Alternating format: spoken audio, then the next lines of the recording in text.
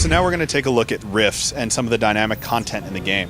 So a rift is where the ward between Telara and the planes is kind of sundered open, and all of these invading elements come into the game. What we're looking at right here is a tear. A tear is the first form of a rift.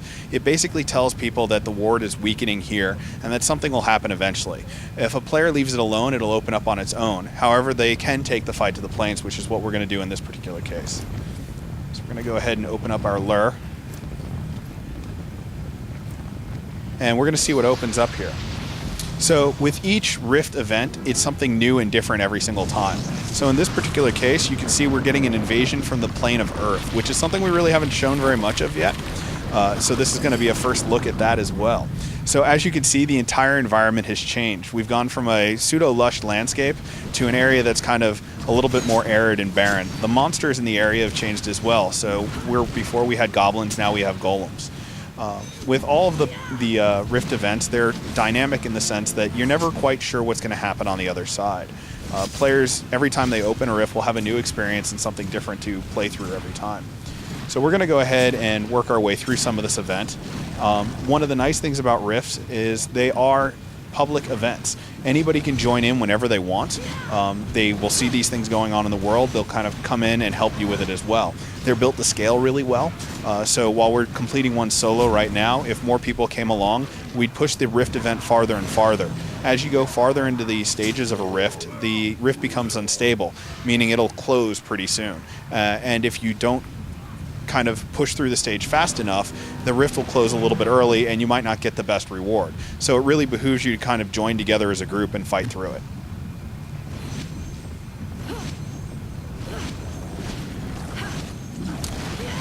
So I mentioned before that rifts kind of come in three stages. First we have the tear, which is kind of the warning that a rift will happen.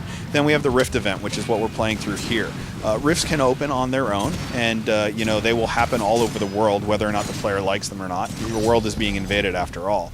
But what will happen if you do not kind of seal a rift and deal with it permanently is it'll turn into what we call a foothold, where the plane is actually taken, set up a base in Telara and continues to expand from there. So what we're going to do is move away from this rift real quick, that way we don't get stuck in combat, and we're going to pull open the map. So with the map open, you can kind of see what the state of the world is right now.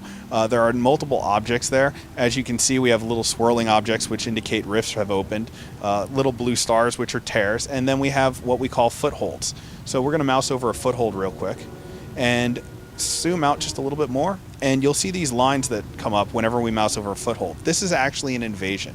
It shows that the plane is kind of erupted in an area and there's forces moving across the land, slowly trying to take things over.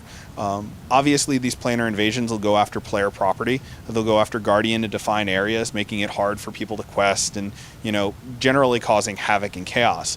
You want to close them down as soon as possible to keep the world as stable as possible. But also one of the nice things about these events is the fact that they'll go after each other as well.